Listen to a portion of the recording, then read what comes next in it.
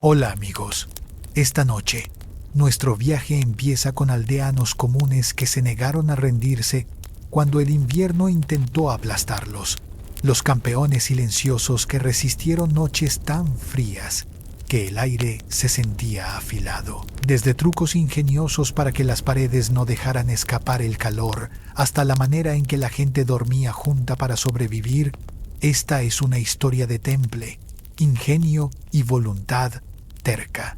Antes de acomodarnos, deja un like y suscríbete solo si este rincón de internet realmente te hace compañía. Cuéntame en los comentarios desde qué ciudad nos ves y qué hora marca tu reloj. Me encanta ver cómo se enciende el mapa por todo el mundo. Bajen las luces, un ventilador encendido para ese zumbido suave si tienen uno. Dejen que el día se les resbale de los hombros y entremos en la historia. Cuando alguien dice la Edad Media, quizá imaginas armaduras, estandartes y canciones junto al fuego. Para una familia trabajadora, el invierno se sentía distinto, menos fiesta y más simulacro de supervivencia, que volvía cada año como un maestro estricto sin paciencia. Imagina esta escena. Vives en una choza de barro y palos asentada baja contra el viento. Las paredes son tan delgadas que puedes oír estornudar a un pájaro afuera. No hay aislamiento real. Una ventana es un agujero pequeño tapado con piel. No hay peleas por un termostato. El aire de adentro se mantiene solo un poco más cálido que el clima del otro lado de la puerta. Si el patio se congela, la habitación se congela menos, pero no mucho. Las noches tiran del mundo hacia la oscuridad. El viento aúlla como un espíritu hambriento. El hogar jadea y chisporrotea, valiente pero pequeño, y solo los dedos de quien cuida la llama se sienten tostados. Al otro lado del cuarto es casi igual que acampar afuera con peores bocadillos. La ropa ayuda poco. No hay abrigos de piel ni edredones de plumas. Llevas lana áspera en capas, una capa que huele a cabra, y la esperanza de que apilar tela te convierta en una cebolla de calor ayuda menos de lo que quisieras. Las camas son sacos de paja o heno. A veces echan juncos para dar comodidad, pero traen pulgas de compañía. El lujo se fue del pueblo por la temporada. El frío es más que una molestia. Trae congelación, hipotermia y el sueño largo. Los niños y los mayores sienten el mordisco primero. Cada amanecer en el que abres los ojos es una pequeña victoria digna de un aplauso y quizá un nabo menos congelado en el desayuno. Sobrevivir no va de noches acogedoras. Va de apretar los dientes, llevar encima cada trapo que posees, compartir pared con una vaca y rezar para que tus cejas no amanezcan con carámbanos. Y la prueba real apenas comienza. Si tu apartamento se siente con corrientes cuando una cerradura no cierra, los aldeanos quisieran decirte algo. Sus casas no eran con corrientes, eran túneles de viento entusiastas con techo. La mayoría seguía lo que los estudiosos llaman con cortesía construcción Wule and Dorb. Imagina palos tejidos como una canasta y untados con barro, paja y estiércol. El estiércol no era broma, era pegajoso, barato y estaba por todas partes. Mantenía la mezcla de las paredes sin desmoronarse tan rápido. Por muy cuidadosa que fuera la untada, un vendaval de invierno encontraba cada costura. El aire frío se colaba por las grietas y bailaba en círculos por la única habitación solo para recordarte quién mandaba. Privacidad, no. Calor, no mucho. Carácter, de sobra. Los techos aportaban sus propios problemas. El techo de paja se ve encantador a distancia, pero meses de lluvia y nieve hacen que los haces se hundan y goteen. A veces una ardilla o un pájaro caía por ahí y aterrizaba en tu cena como si el plato fuera suyo. Las ventanas, si había, eran diminutas y cubiertas con piel o madera. El vidrio era demasiado costoso. Incluso un señor local quizá no podía pagar más que un pequeño vidrio. Las familias daban gracias cuando una tormenta no arrancaba la piel de vaca de la abertura. Los pisos eran tierra apisonada, Con un aguacero o una nevada fuerte, el barro se filtraba desde el suelo, así que técnicamente tenían una fuente de agua interior. No es que lo apreciaran. En invierno, cada paso dentro de tu propia casa podía sentirse como cruzar un pantano helado, frío desde abajo, frío desde arriba, frío por dentro. Era un asalto tridimensional a tu calor corporal. Los aldeanos no perdían tiempo en quejas. Metían musgo en las hendiduras, atascaban trapos viejos en las peores corrientes y se juntaban muy cerca unos de otros. Aislamiento humano en su máxima expresión, creatividad, terquedad y, a veces, un poco de grasa de oveja frotada en las paredes eran lo único entre ellos, y convertirse en paletas heladas medievales. Si tu casa se caía a pedazos y tu mejor defensa contra el clima incluía barro y pelo de cabra, al menos podías reírte un poco. Si los dientes no castañaban demasiado, el enemigo silencioso subía desde abajo. Los pisos no eran realmente pisos, eran la zona más plana de tierra dentro de tu casa. Si tenías paja, la extendías. Si podías tomar algo del campo del vecino sin que te vieran, levantabas una barrera decente. Pero la paja se aplastaba rápido, se enmohecía más rápido y añadía un acompañamiento crujiente a tus noches ya miserables. Algunas casas ponían capas de juncos secos sobre la tierra. De vez en cuando tiraban juncos nuevos encima sin retirar los viejos. Con el tiempo, eso creaba un ecosistema fascinante de plantas en descomposición, pulgas y criaturas misteriosas. Era básicamente el relleno de alfombra medieval. Si tu alfombra estuviera viva, un poco húmeda y oliera a perro mojado. Las camas, para quien las tenía, no resolvían mucho. Suelen ser poco más que marcos de madera llenos. Sí, de más paja o heno. En lugar de colchones acogedores, tenías capas punzantes y movedizas que hacían poco contra el frío que irradiaba desde abajo. Dar vueltas no era por comodidad. Era un baile torpe para mantener la sangre en movimiento y evitar que se te congelara un lado del cuerpo. En invierno, ningún elemento de la casa hacía más que el hogar. No la pared, no el techo, ni siquiera la valiente costra de barro afuera. En el centro del cuarto latía un fuego terco, a veces un anillo de piedras, a veces un hoyo bajo. Las chimeneas eran raras. El humo hacía lo que quería. Salía por un agujero del techo, se escabullía por una grieta o se arremolinaba alrededor de tu cabeza como si fuera el dueño del lugar. Respirar esa bruma no ayudaba a tu esperanza de vida, pero sí espantaba pulgas y otros huéspedes no invitados. Podías verlo como un baño de humo todo el día que servía de control de plagas sin costo extra. El hogar no era solo calor, era la cocina, la luz y el espectáculo nocturno. La gente contaba historias, chismeaba o miraba las brasas después del atardecer porque no había mucho más que hacer. Dejar que la llama muriera era invitar al frío a tomar el mando. Encender de nuevo en plena noche era trabajo.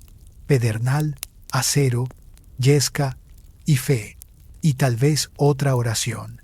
Cada par de manos tenía un deber. Alguien atizaba, alguien vigilaba, alguien traía turba o leña, y en días afortunados alguien ponía un tronco seco que se sentía como tesoro. Era una pelea diaria entre el esfuerzo humano y una estación que quería arreglarlo todo con hielo. El hogar no garantizaba la vida, pero sin él no había ninguna.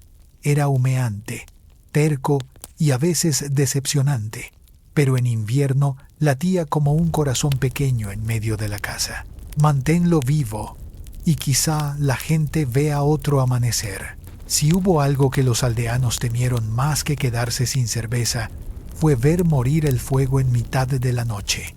Sin ese hilo de luz, el frío entraba como cobrador tras la cosecha. Y en pleno invierno, volver a encender desde cero no era un simple fastidio.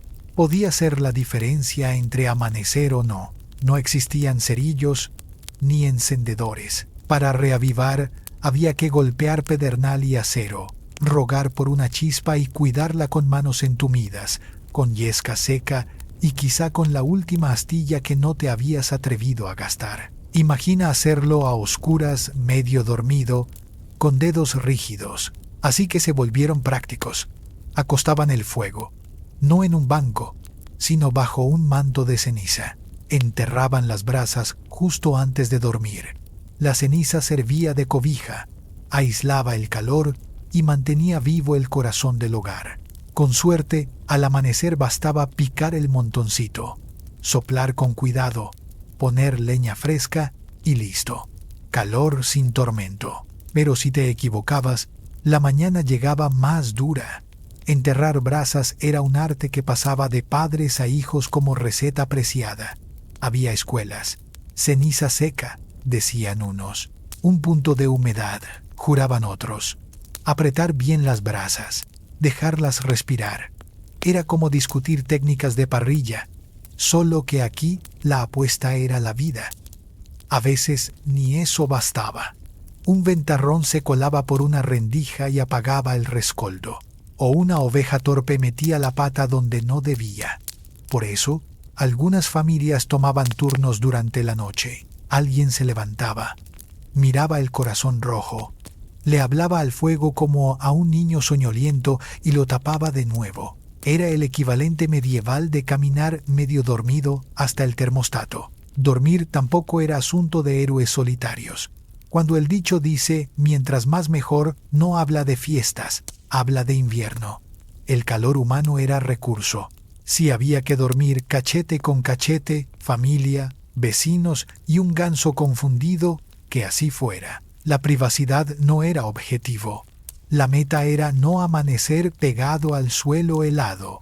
Las casas se apilaban en el rincón más templado. Capas por encima, mantas de lana gastadas, jergones de paja y cuerpos formando una lasaña que roncaba. Los niños pequeños se deslizaban entre los padres. Los abuelos se acomodaban en el anillo intermedio. Y si llegaba la prima Ethel sin avisar, de algún modo entraba. Con suerte te tocaba el centro, donde el calor radiaba por todos lados. Si te tocaba la orilla, era como dormir junto a la puerta de una cámara frigorífica. Moverse mucho era peligro social. Un giro mal dado y aventabas a la tía Maud hacia la corriente junto al muro. A veces, la cama también era comunal. Un colchón de paja compartido que se iba aplanando bajo generaciones enteras. Y como la higiene no ganaba premios, no era la fragancia lo que sostenía el ánimo. Pero entre olor o congelación, nadie dudaba. El acomodo tenía estrategia. Guías caseras recomendaban a los más fuertes en la periferia, como escudos humanos contra el frío. En el núcleo, bebés y ancianos, pequeñas calderas frágiles que había que cuidar. Aquello no solo salvaba cuerpos, forjaba vínculos. Noche tras noche, bajo la misma manta tosca, nacían cuentos, cantos y charlas que solo se permiten en la penumbra, y los compañeros de cuarto de cuatro patas. Vacas, cabras, cerdos, gallinas, cualquier cosa con pulso. Meter animales no era capricho de pueblo, era calefacción viva, en una casa mal aislada. Cada grado contaba.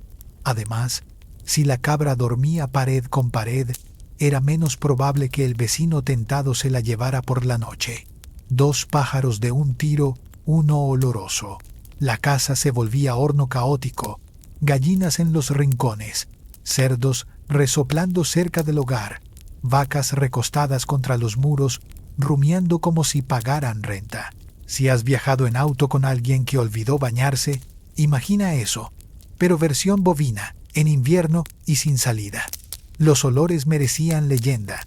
Para primavera, el perfume de un invierno compartido era feroz. Pero el olfato se hace selectivo, y todos entendían la aritmética. Más animales adentro, menos dedos entumidos al amanecer. Algunas bestias tenían sitio preferente. Las vacas, grandes y tibias, se quedaban cerca de la familia. Las cabras se colaban igual, con permiso o sin él, porque las cabras son las cabras. Las gallinas dormían en vigas o canastos. Los cerdos se tiraban donde les daba la gana, casi siempre en medio.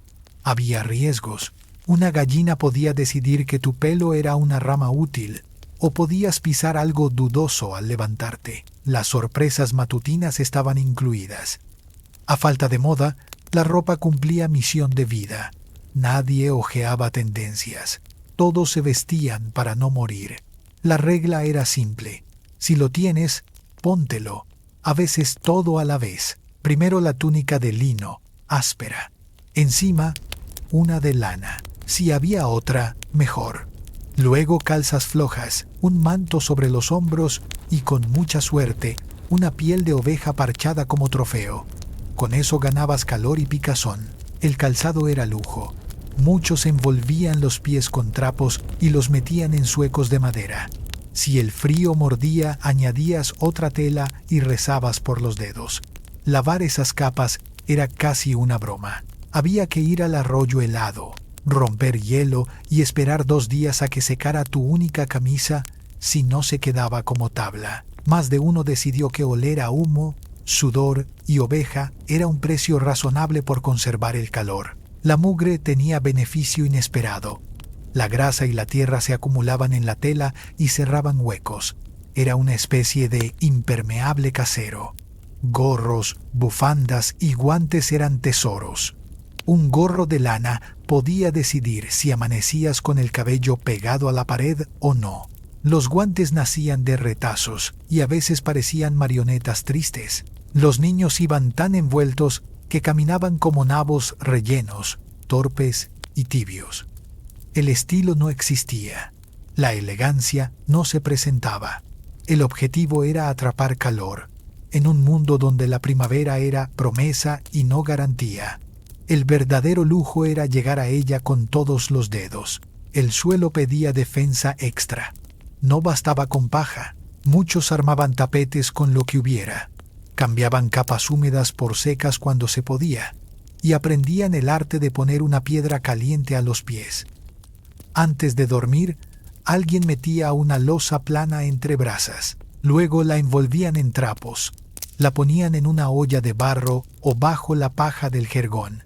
Y así ganaban horas de calor que subía desde abajo. Claro que había riesgos. Si la envoltura era pobre, había incendio local. Si se caía en el pie, el invierno te dejaba recuerdo. Pero cuando salía bien, aquella piedra era milagro. Y si además usabas una caja de heno para guardar la olla con comida caliente, esa misma caja preservaba el calor y daba consuelo a medianoche sin tentar a la chispa otra vez.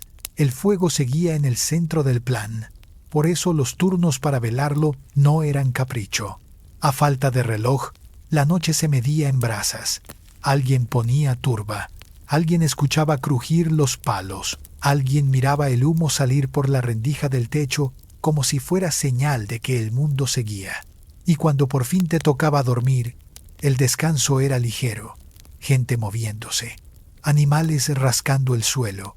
El viento golpeando el muro, un codazo sin querer, un pie que busca hueco tibio, dormir a medias, vivir del respiro siguiente.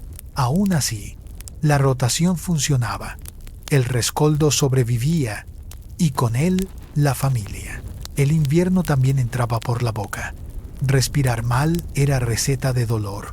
Nadie quería tragar aire helado a bocanadas. Las madres enseñaban a inhalar por la nariz, despacio, poco, como si calentaran el aire con paciencia. Muchos se cubrían la boca con una esquina de la capa, un pañuelo, un pequeño calentador de aliento.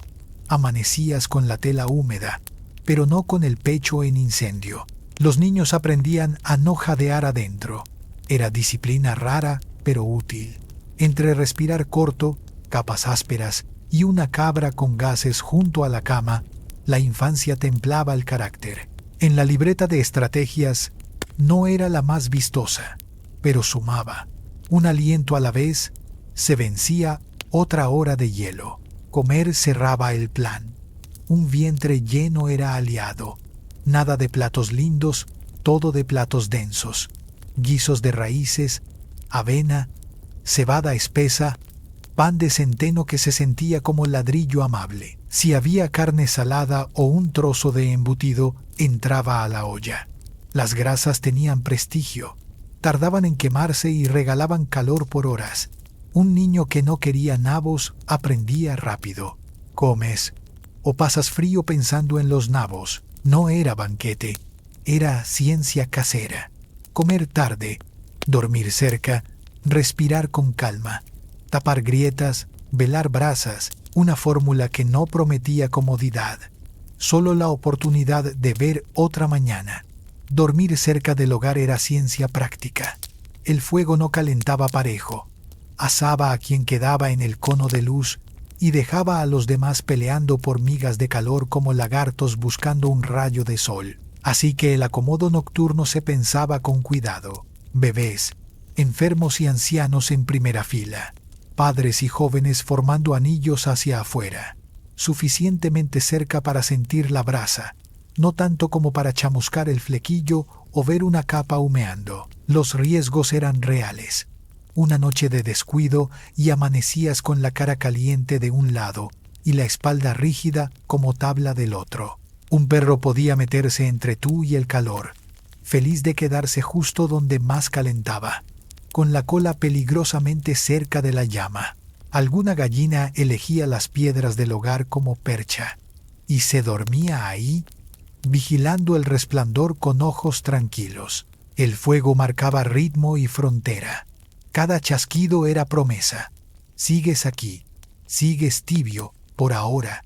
Entre cada promesa, el frío probaba las puertas. Sellar la casa se volvió un arte. Las paredes se deformaban, el barro se cuarteaba, el techo de paja se vencía, el viento encontraba rendijas nuevas cada semana. La gente respondía con lo que tuviera a mano, musgo apretado en las grietas, paja y trapos en los huecos, manotazos de barro y estiércol por fuera para levantar otra piel contra el invierno. De pie, con los dedos helados, daban golpecitos a la mezcla y repetían: «Esto está bien, esto es lujo», y en cierto modo lo era. El techo pedía parches constantes. La paja barata no era impermeable, menos después de estaciones de lluvia y nieve. Aquí y allá metían haces de juncos, retazos de tela o incluso panes de césped robados del campo, todo con tal de detener la gotera que caía justo sobre el jergón. Con el tiempo, cada casa quedaba como colcha remendada por alguien terco que nunca se rinde. Puertas y ventanas eran otra batalla. Una puerta era tabla y clavo y mucha fe. Las ventanas pequeñas se cubrían con piel o con telas gruesas engrasadas con grasa para bloquear el soplo. Cuando el viento quería, arrancaba el cuero y lo lanzaba patio afuera. Había noches en que un solo resplandor entre las tablas bastaba para arruinar el sueño de toda la familia. La pelea era diaria. Una hora estabas bien. A la siguiente, una ráfaga encontraba el punto débil y te abofeteaba con mano helada. Y aún así, con ingenio y porfía, la gente lograba forrar lo justo para pasar la noche. Un puño de musgo aquí, un trapo allá, un poco de silencio cuando el aire dejaba de silbar y a dormir de nuevo. Nadie vencía al invierno en soledad. El pueblo entero participaba. Si en la mañana no salía humo de la casa de Tom, alguien iba a ver. No solo porque Tom debía una gallina, aunque eso también contaba, sino porque comunidad era supervivencia. Los chicos y los viejos que no iban al campo servían de vigías. Observaban quién tosía con demasiada fuerza, quién no había pasado por el trueque, qué puerta no se abría con la escarcha. Eran patrulla del barrio sin chaleco, con más ovejas alrededor. Si el fuego de una familia moría, era casi emergencia. El buen vecino llegaba con una brasa envuelta en trapos, todavía viva, o invitaba a todos a apretarse en su choza humeante por una noche. 4 cuerpos extra en un espacio chico eran mejor que encontrar amigos rígidos en el deshielo. También existían reservas comunes. Cuando el año era duro, se juntaban los últimos puñados de grano, verduras secas y carne salada. No sobraba nada, pero un par de ollas para todos podían empujar a la aldea hasta la primavera. Hasta los niños ayudaban, llevando leña, compartiendo rescoldos, corriendo mensajes cuando alguien pedía auxilio. Nadie era muy pequeño ni muy cansado cuando la helada llamaba a la puerta. Las rencillas no desaparecían, pero se guardaban. Disputas por una cerca, por una cabra, por una olla prestada se dejaban a un lado cuando la noche se ponía peligrosa. Un rival aún valía la pena salvarlo. Mañana podía ser tú quien necesitara una brasa. La fe también entraba en juego. No esperaba al domingo. Se metía en cada respiro frío. Antes de hundirse bajo capas de paja y lana áspera, la familia se arrodillaba y soltaba ruegos rápidos. Que el fuego aguante, que el techo resista, que los dedos sigan donde están al amanecer. Los santos eran defensa de primera línea. Samé para las gargantas, cuando una bocanada helada invitaba a la fiebre. San Nicolás, para proteger el hogar de la ruina en meses flacos. Las costumbres abrazaban la rutina. Un poco de agua bendita cerca del hogar antes de dormir, para espantar malos aires o al menos corrientes traviesas. Puertas marcadas con tiza bendita en ciertas fiestas, pidiendo que el calor y la suerte encontraran camino. Velas de vigilia, bendecidas por el cura o por la devota mayor del lugar, quedaban encendidas como súplica titilante contra la oscuridad con garras. Y claro, las promesas. Señor, si pasamos esta noche, seré más amable con el vecino, incluso con el que toma nuestros nabos. La fe no era adorno, era conversación diaria. No pedían lujo, pedían sobrevivir. Un poco de calor, un poco de comida, un día más, hasta que la estación soltara el puño. A veces no alcanzaba. El invierno vencía. No se llevaba a unos cuantos, se llevaba a familias, se llevaba aldeas y las dejaba en silencio bajo la nieve. Hubo inviernos crueles, como el del gran hambre de 1315, cuando la lluvia tumbó cosechas, el ganado murió de hambre y el frío volvió desastre lento lo que ya era difícil. Se mascaba cuero, se hervía corteza y según cuentan en susurros, hubo casos peores. Perder el fuego no era simple contratiempo, era sentencia. Sin el hogar, la familia se abrazaba por última vez. En primavera, los vecinos encontraban casas quietas, cuerpos congelados aún unidos, como si intentaran compartir un poco más de calor hasta el final. Los techos podían ceder bajo la nieve. Una noche, el peso vencía la paja, y la tragedia caía sobre la cama. Salir a pedir techo en nieve hasta el muslo no siempre funcionaba, menos si el vecino ya estaba al límite. La enfermedad amaba el frío, el hambre debilitaba. Las chozas, apretadas y llenas de humo, multiplicaban pulmonías y bronquitis. Una tos en diciembre era un entierro en enero, y la escarcha hacía su contabilidad. Dedos, pies, orejas, más de uno llegó a la primavera con menos de lo que tenía en otoño. Era una medalla triste. Viví, pero el invierno me cobró. Lo más duro era lo normal. Cada estación traía despedidas. La gente lo sabía, y aún así seguía. Porque mientras quedara una brasa, mientras una nube de aliento flotara en el aire, quedaba pelea. De ese terco pelear nació una herencia. Sin abrigos técnicos ni vidrio doble, tallaron un plano de resistencia. Cada jergón de heno, cada brasa enterrada, cada grieta llena de musgo decía lo mismo. Imagina y persiste. Aprendieron de la tierra, del vecino, de cada lección escrita a hielo. Levantaron comunidad sobre algo más que campo compartido. Vigilar a los enfermos, poner en común comida, confiar en que ayudar hoy garantiza ayuda mañana.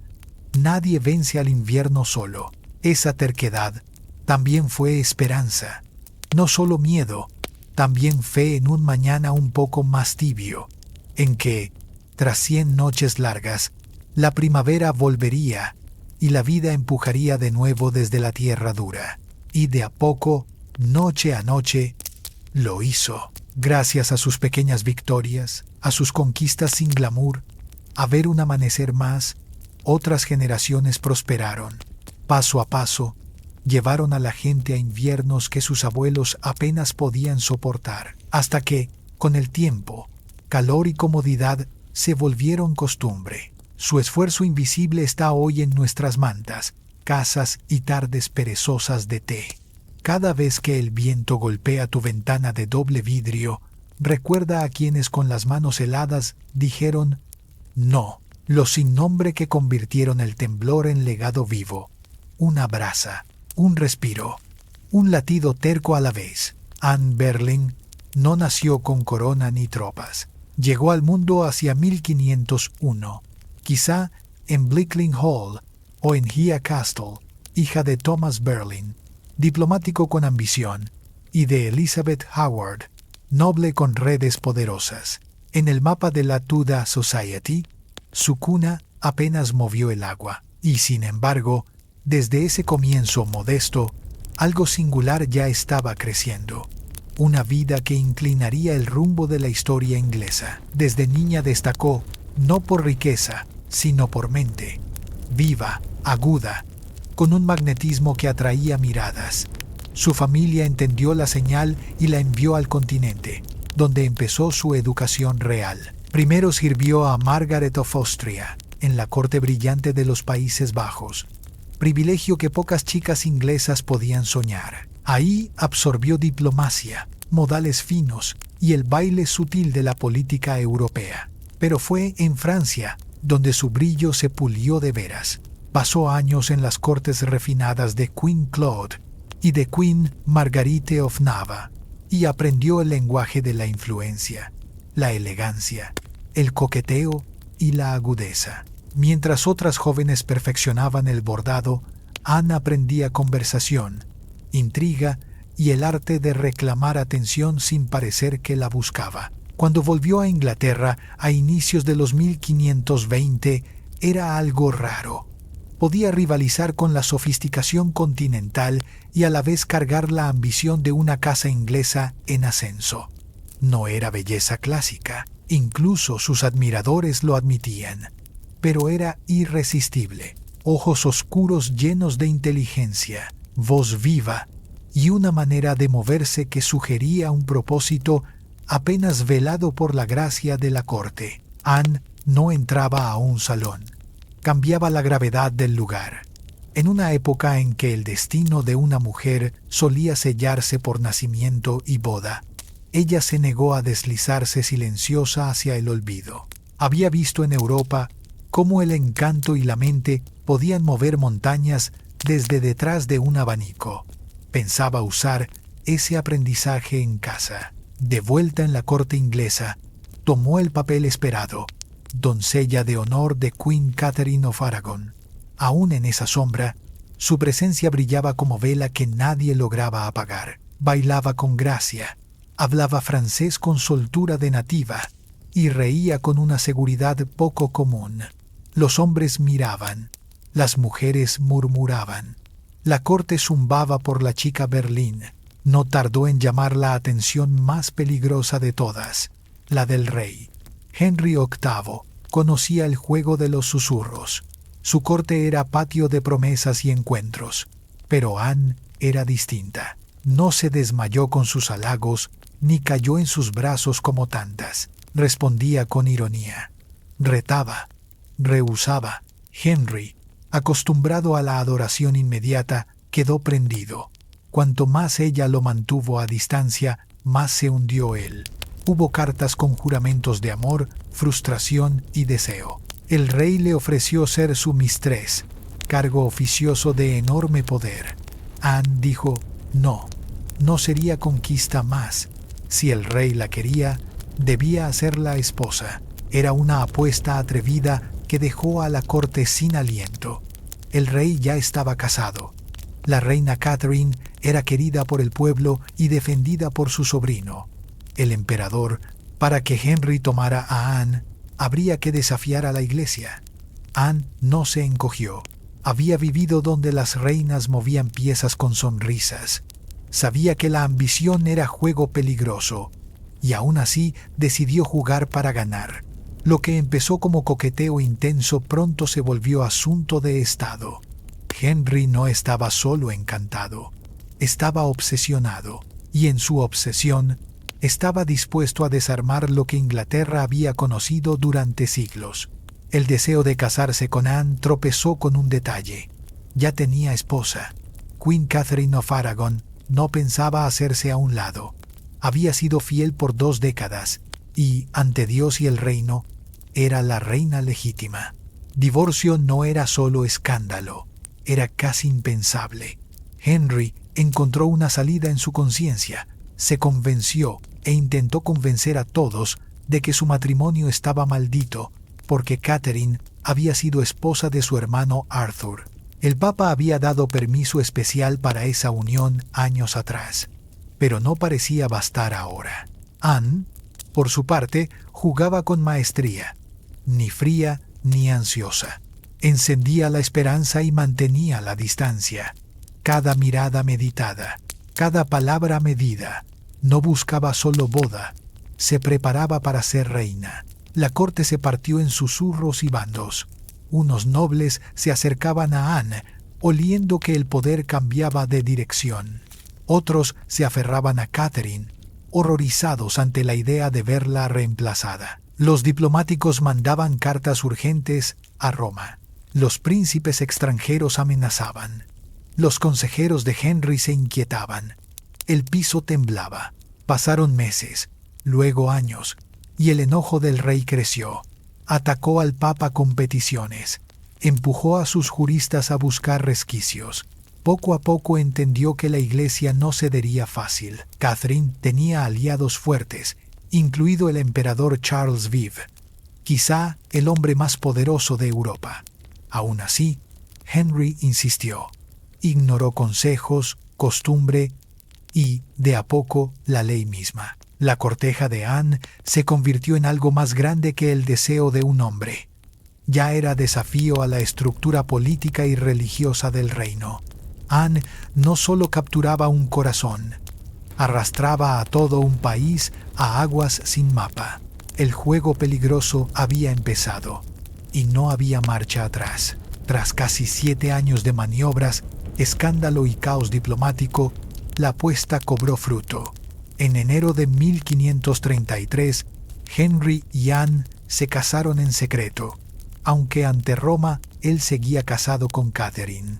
En junio, Anne fue coronada Queen of England en una ceremonia magnífica en la abadía de Westminster. Debió ser la cumbre de su vida, pero el ánimo no fue unánime. Londres miró con cansancio. Hubo vítores, hubo rezos por Catherine. Muchos se preguntaron si la nueva reina, con modales franceses y espíritu audaz, era bendición o tormenta. Anne entró no como figura querida, sino como tempestad. A diferencia de Catherine, símbolo de humildad y piedad, Anne era deslumbrante, provocadora y hábil en política. Vestía colores vivos, mandaba en la etiqueta con mente afilada y ganaba enemigos con rapidez. Su seguridad era frágil. Todo descansaba en una verdad: dar a Henry un heredero varón. Anne lo sabía. Ya no era amante, era promesa de dinastía. El embarazo trajo esperanza. Estaban seguros de un niño. En septiembre de 1533 nació una niña, Elizabeth. Anne ocultó la decepción con gracia y dijo que el siguiente sería varón. Henry no fue tan sereno. Su mirada, antes encendida, ahora traía dudas. Por un tiempo, la estrella de Anne aún brilló. Reformó la corte a su imagen, elevó a su familia y en un gesto sin precedentes fue ungida con óleo reservado a reyes. Su influjo fue vasto. Embajadores buscaban su favor. Cortesanos cambiaban de bando. Y Henry, empujado por convicción y conveniencia, separó a Inglaterra de Roma y se proclamó cabeza de la Church of England. Todo para que la corona de Anne no quedara en duda. Aún en la cima aparecieron nubes. Amigas que reían a su lado susurraban cuando ella pasaba. Rivales daban vueltas, esperando tropiezo. Y Henry, voluble, Ya miraba más allá de la mujer que había reescrito un reino para él. Anne había ganado el trono. Conservarlo sería otra clase de guerra. Anne Boleyn había subido más alto que casi cualquier mujer de su tiempo. Y cuanto más alto, más duro el golpe. Desde la coronación, las grietas aparecieron. En el centro del problema latía la presión por un heredero varón. Su primera criatura, Elizabeth, sana y brillante, no era el hijo que Henry VIII soñaba para asegurar la dinastía. Y el reloj corría. Anne quedó embarazada varias veces en poco tiempo. Llegaron pérdidas, abortos que la dejaron débil y herida. Cada hijo no nacido se llevó un trozo de su posición. Henry, antes devoto, empezó a apartarse. La decepción abrió hendiduras entre ambos. Anne, de temple claro, no se quedó callada. Discutió, exigió, luchó por sostener su lugar. Pero el rey, amante de la obediencia tanto como de la belleza, se cansó de esa llama, la misma que lo había atraído. Fuera de las cámaras, los lobos daban vueltas. Muchos nobles habían tolerado su ascenso con los dientes apretados. Ahora conspiraban. Los partidarios de Catherine of Aragon nunca perdonaron lo que veían como robo y sacrilegio. En las calles circulaban susurros que la llamaban la gran villana, culpándola por la ruptura con Roma y por reformas ásperas que golpeaban a muchos. Entonces apareció Jane Seymour, silenciosa, dócil, todo lo que Anne no era. Capturó la atención del rey justo cuando la influencia de Anne empezaba a menguar. Donde Anne lo había deslumbrado con reto y brillo, Jane ofrecía calma y obediencia. El cambio era peligroso, y Anne, perspicaz, lo vio venir. Lo intentó todo para recuperar terreno. Cariño redoblado para Henry, promesas de hijos, ruegos de paciencia. Pero la mente del rey, tan voluble como poderosa, ya probaba la idea de una vida sin la mujer por la que había agitado un continente. Los enemigos políticos, incluido Thomas Cromwell, que antes fue su aliado, olieron el giro. Su alianza con Anne se había construido en ambiciones comunes. Ahora chocaban. Anne empujaba reformas con rostro humano y límites al poder de ciertos nobles hambrientos. Cromwell quería estabilidad, favor del rey y campo libre. La audacia de Anne la volvía peligrosa, y en el corazón caprichoso de Henry el amor se volvía irritación, sospecha y frialdad.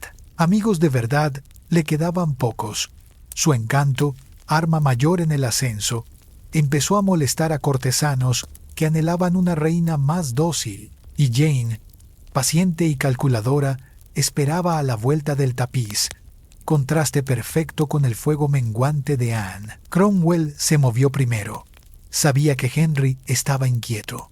Sabía que el rey quería salida, pero no un papelón. Ofreció solución. No un divorcio que humillara al monarca, sino una caída por deshonra. Las acusaciones podían hacer el trabajo que la tinta no. Bastaba construir un relato y presentarlo en bandeja. Mientras la política afilaba sus cuchillos, la vida en palacio seguía con su teatro diario. Audiencias, danzas, peticiones. Anne aún tenía partidarios, mujeres y hombres que habían prosperado con su favor. Diplomáticos que la consideraban puerta hacia el oído del rey, jóvenes que veían en ella un modelo de mente afilada. Pero cada día ese círculo se hacía más pequeño. En la mesa del consejo, los argumentos contra ella se volvieron más seguros de sí. Decían que su carácter encendía riñas, que la corona necesitaba paz, que el reino, cansado de cambios, pedía una reina de manos suaves. El discurso encontraba oídos. Inglaterra había cruzado ríos peligrosos por Anne. Algunos deseaban orillas tranquilas, aunque eso significara verla caer. En privado, Anne escribía, oraba, se mantenía erguida. No había llegado tan lejos para encogerse. Miraba de frente a los embajadores. Respondía con ironía cuando podía y con firmeza cuando debía. A veces, en capilla, Apagaba el rumor del mundo con silencio. La fe no era un accesorio de moda. Era puntal en medio de un torbellino que ella misma había invocado. El rey oscilaba. Un día se mostraba afectuoso. Al siguiente, distante. Había regalos, y había silencios más fríos que mármol. Los pasillos aprendieron a leer el paso. Si los músicos tocaban, la reina sonreía. Si no, caminaba con la espalda recta y una sombra nueva detrás. La presión del heredero no se apagaba. Cada mes sin noticias parecía más ruido. Médicos, comadronas, consejeros, todos tenían opinión. El cuerpo de la reina se volvió asunto político. El tiempo, juez invisible, martillaba en cada banquete, en cada misa, en cada cortejo a caballo. Anne, sin embargo, seguía siendo ella, atrevida en color, nítida en palabra, rápida en juicio. Protegió a eruditos, impulsó ideas, abrió puertas a quienes no las habrían cruzado sin su apoyo. Hubo reformas que aliviarían a muchos, y hubo decisiones que dolieron. Ninguna reina gobernaba sola, pero pocas habían intentado tanto desde el margen estrecho que la etiqueta permitía. Mientras tanto, Jane Seymour aparecía donde convenía. No hablaba fuerte, no hacía olas. Su fuerza era la suma de gestos pequeños, una deferencia exacta, un silencio a tiempo, un rezo visible. Era espejo invertido de Anne, y ese espejo, ante un rey cansado de tormentas, tenía brillo propio. Cromwell armó su red con paciencia de escribano. Testimonios recogidos en rincones, palabras sacadas de contexto y vueltas a coser, nombres anotados con tinta oscura, todo con un fin: presentar una causa que cerrara un capítulo sin abrir heridas en el orgullo del monarca. Si Anne caía por culpa propia, el rey no cargaba con el fracaso. En los corredores, el aire se espesó. Un saludo que ayer era cálido, hoy se volvía frío. Una puerta que antes se abría, hoy tardaba. Un cortesano que juraba lealtad, hoy tenía asuntos urgentes en otra ala. Así huele la corte cuando presiente sangre en el agua. Anne conocía ese olor. Su vida entera había sido navegarlo, y aún con el viento en contra, apretó el timón. Se mantuvo visible, visitó capillas, recibió peticiones, defendió a sus aliados, sonrió cuando tocaba, calló cuando era arma, guardó fuerzas para lo que venía, porque lo que venía no era un cambio de estación.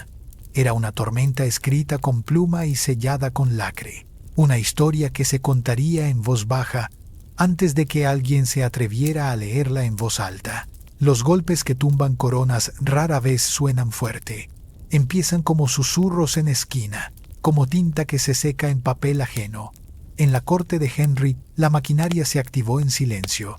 Un hombre llamado a declarar aquí, una dama apartada de la fila allá, un músico interrogado en una sala pequeña con una sola vela encendida. Nadie sabía exactamente por qué, y todos creían saberlo. Cromwell afinó el plan con el oído pegado a la pared.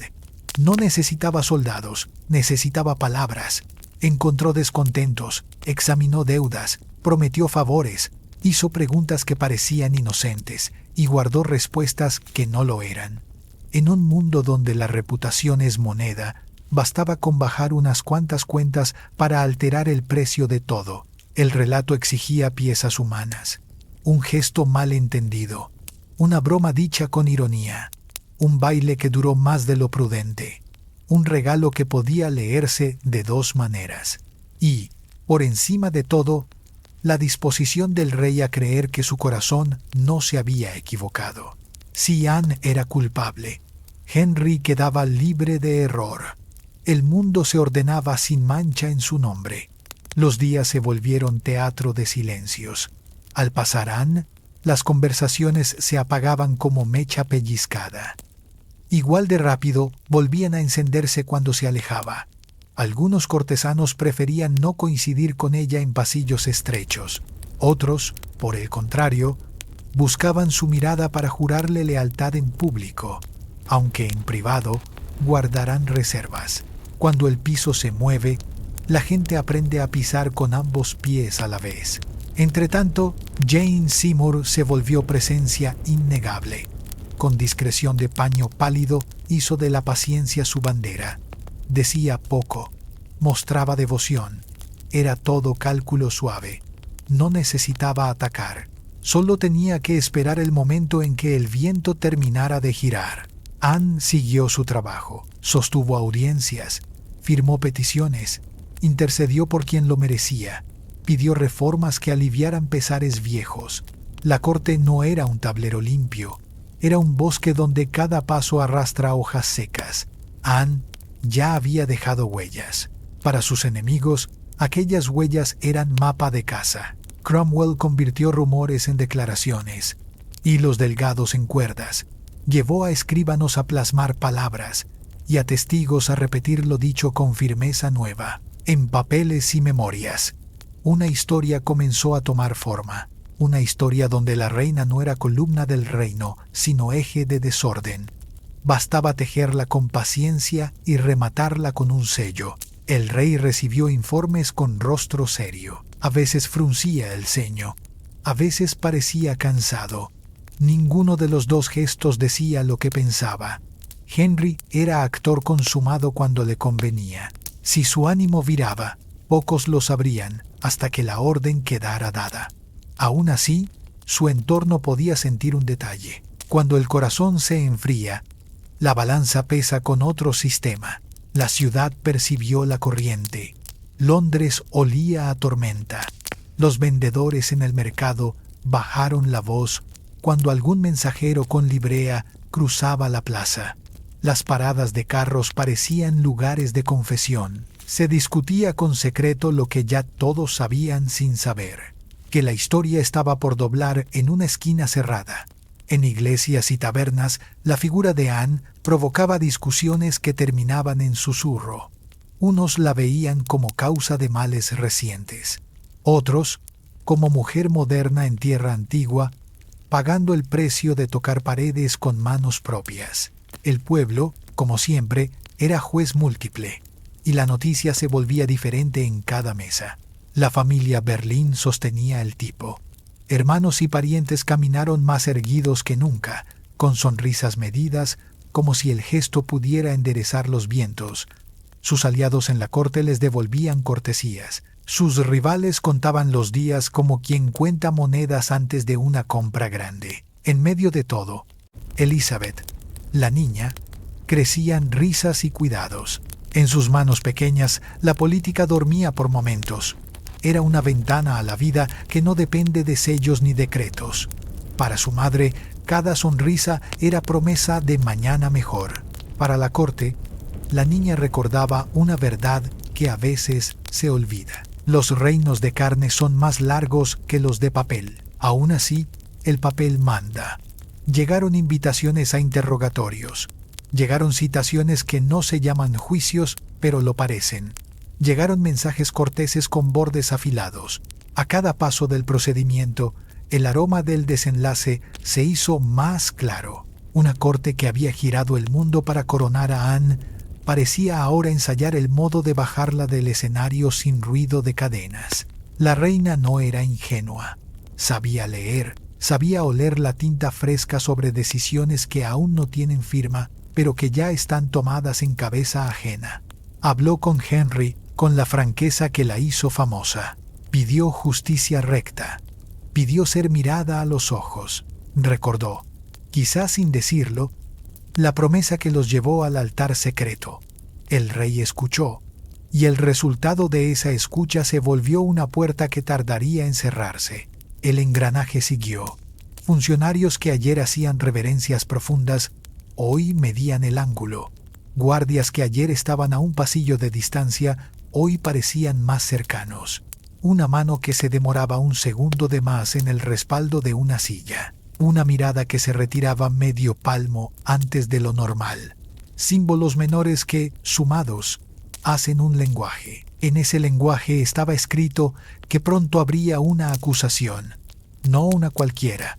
Una que no admitiera marcha atrás.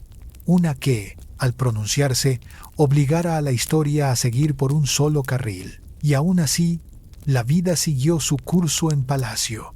Las campanas de capilla sonaron a su hora.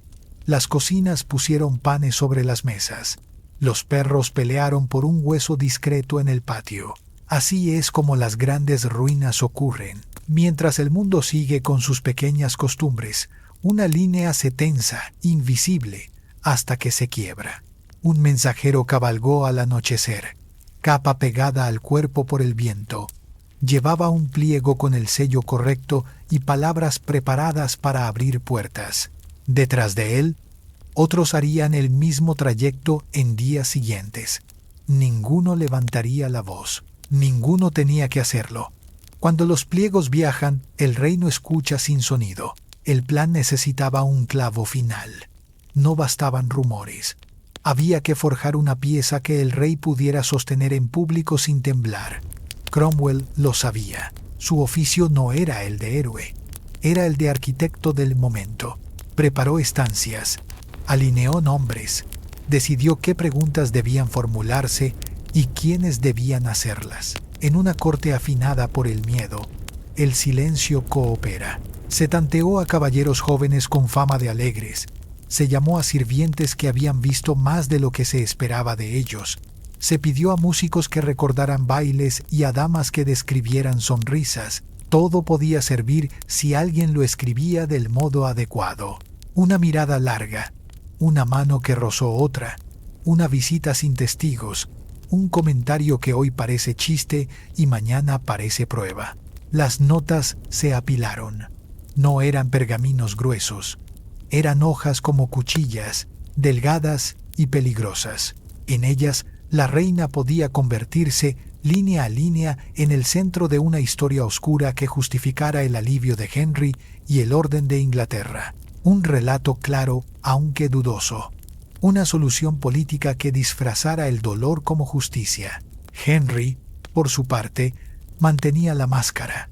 Paseaba, cazaba, presidía consejos, hablaba de comercio, señalaba un mapa, sonreía a un embajador, pero cada gesto tenía debajo la presión del aire antes de la tormenta. No había marcha atrás sin admitir que había girado demasiado.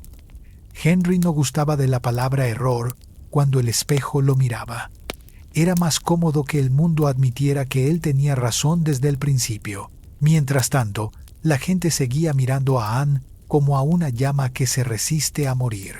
Hasta sus críticos aceptaban en voz baja que pocas mujeres habían sostenido tanta luz en salones donde la sombra suele ganar. Esa luz, sin embargo, no bastaba contra la oficina de la acusación. La lógica del poder no se alimenta de brillo, sino de papeles con la firma precisa. Jane Seymour fue presentada a la corte con más frecuencia. Nada grandilocuente. Apariciones medidas. Una inclinación exacta ante el rey. Un murmullo amable para quien la saludaba. El mensaje no necesitaba letras. Cuando un puesto queda a la vista, alguien aparece con el traje puesto. Los aliados de Anne intentaron resistir. Aconsejaron prudencia. Buscaron apoyos.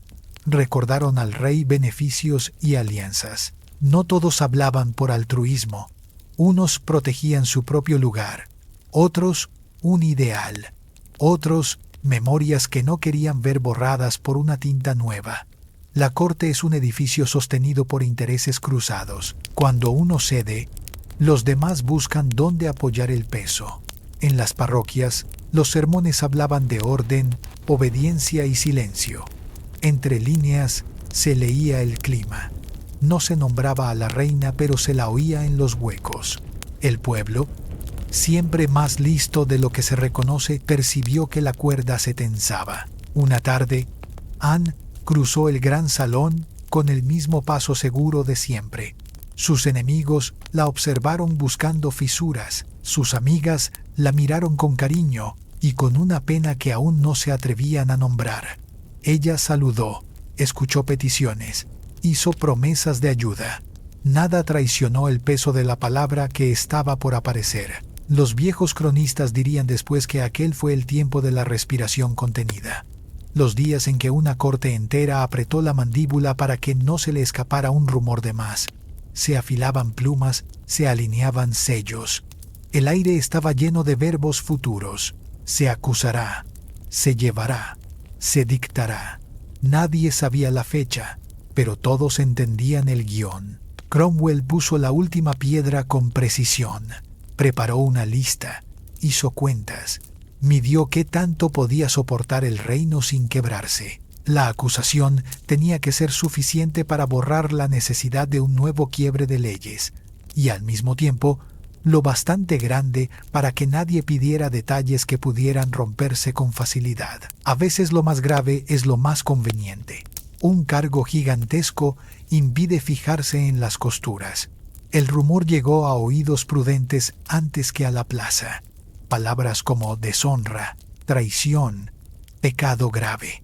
Nadie las repitió en voz alta, pero todos probaron su peso en silencio. Si eran ciertas, resolvían un problema que llevaba años. Si eran falsas, nadie quería estar del lado equivocado de la puerta cuando se cerrara. Anne, consciente de la marea, se preparó a su modo. Ordenó cartas. Pidió audiencias con quien aún tenía oídos limpios. Buscó a su padre y a su hermano para alinear defensa y orgullo. No rogó compasión, rogó justicia. Un pedido simple y enorme en el mismo aliento. El rey, por esos días, se mostró más devoto en público. Atendió misas con fervor nuevo. Agradeció victorias, reales o simbólicas. Los ojos atentos leyeron en ese fervor una señal. Cuando un rey se acerca más al altar, suele estar por emitir una sentencia que quiere legitimar con cielo. La ciudad, una vez más, siguió con su ruido. Las barcas cruzaron el río. Los herreros martillaron hierro. Los niños corrieron detrás de un aro. Entre esos sonidos comunes, un jalón invisible recorrió la vida de todos. La historia estaba por cambiar una palabra, y con ella, el sentido de una década. De noche, en los aposentos de la reina, el fuego ardía como en cualquier otra noche fría. Las brasas recordaban otras historias, aquellas de aldeanos que vivían a fuerza de turnos, de piedras calientes y de manos juntas. Anne, que conocía de libros y de rezos, habría entendido la metáfora. La brasa que no se deja apagar, el esfuerzo por cubrirla bajo ceniza para amanecer con calor.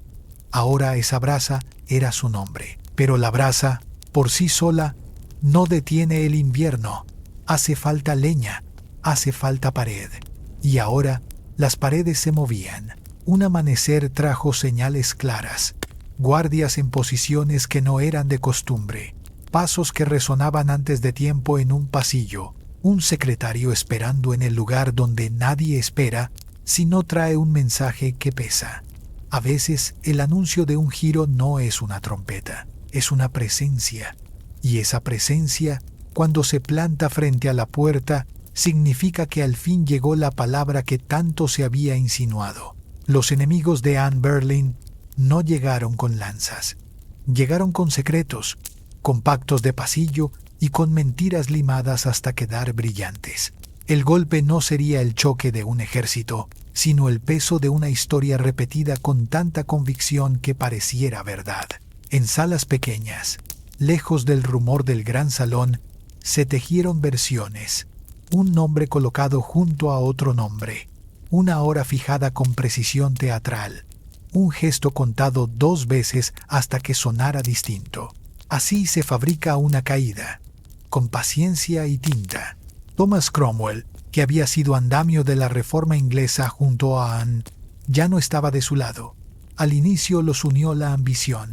Ahora los separaban fines opuestos. Anne empujaba cambios con rostro humano.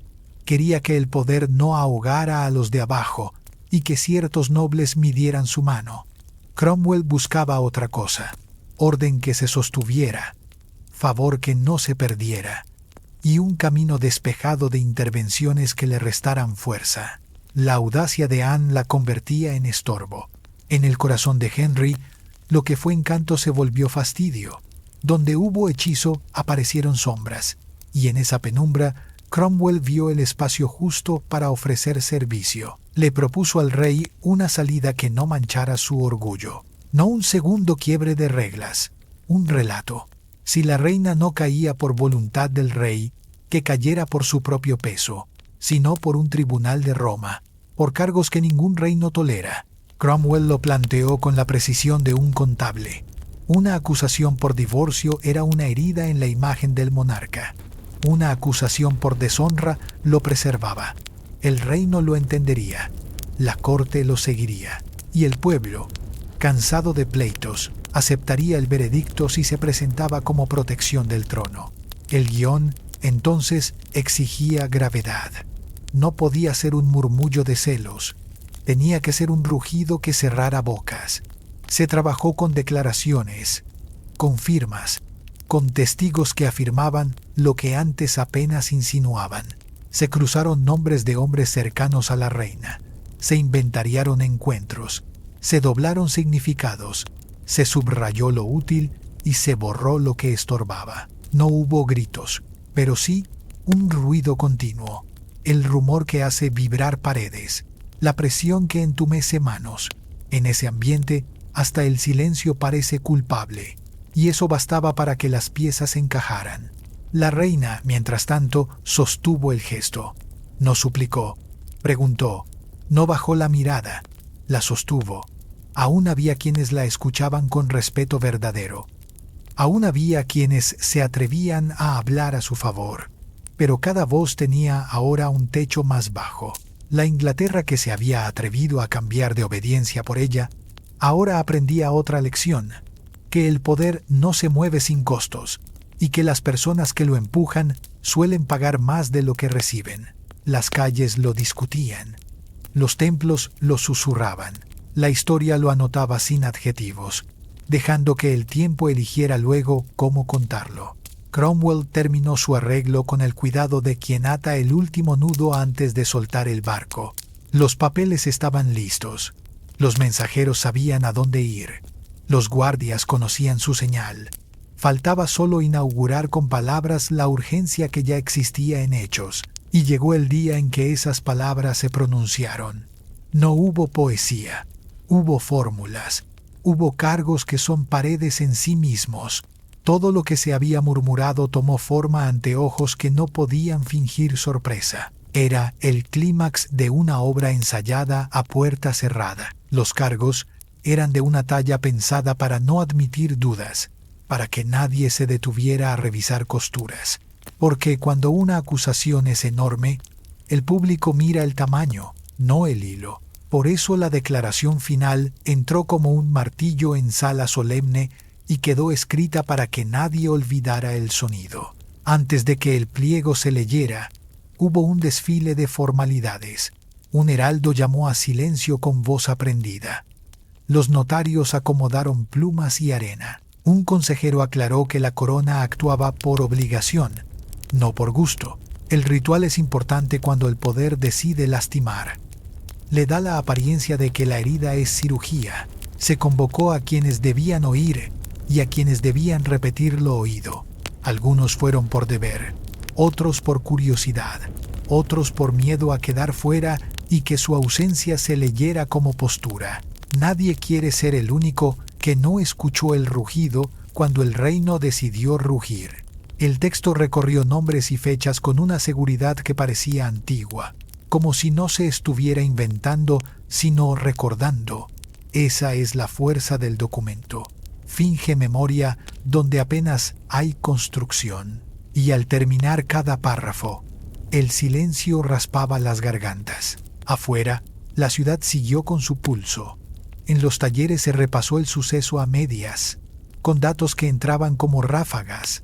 En las cocinas de los palacios menores, las criadas hicieron sus apuestas de susurro. En las barcas del río, los remeros se inclinaron a escuchar, mientras un pasajero de capa buena contaba la noticia al compañero. Los reinos no laten todos en el mismo minuto. Primero retumba en el centro, luego el eco alcanza las orillas. Anne pidió lo mismo que había pedido desde el comienzo, que la miraran sin prejuicio, que el papel no valiera más que la verdad. No era una súplica nueva, pero sí era quizá la más difícil de conceder en aquel cuarto. Cuando un proceso se monta para llegar a una sola conclusión, No hay puerta abierta que no sea decorativa. Los viejos que observaban la escena recordaron a otras reinas y a otros reyes. Recordaron banquetes, alianzas, bodas. Recordaron guerras que empezaron por una palabra mal colocada y paces que se rompieron por una mirada. A esas memorias se pegó la de Anne, con el pegamento triste de los momentos en que la política deja de ser debate y se vuelve veredicto. En las crónicas, a veces se busca la frase justa que capture el giro. Esta vez, la frase no hubo que buscarla.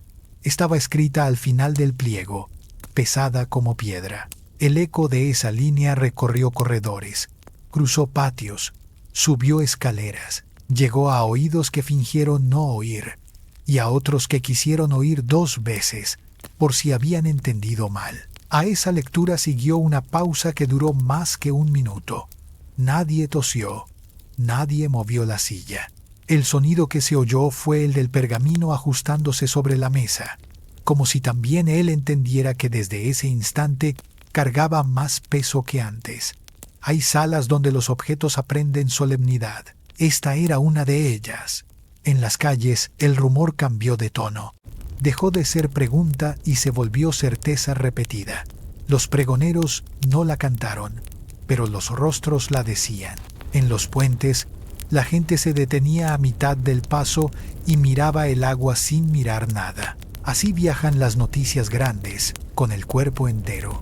Las acusaciones eran desmesuradas, monstruosas, incluso adulterio, incesto, complot contra el rey.